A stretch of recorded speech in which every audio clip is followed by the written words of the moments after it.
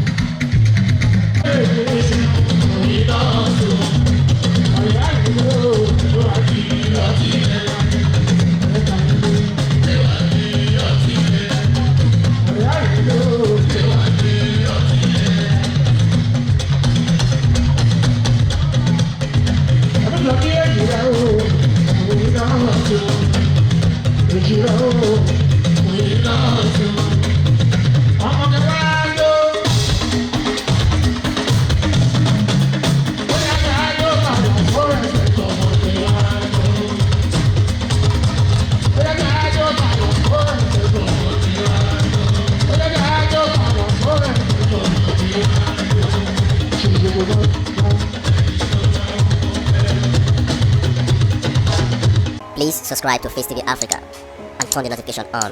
Face TV Africa, ẹ jọ̀ọ́ subscribe, hete. Face TV was Swoby.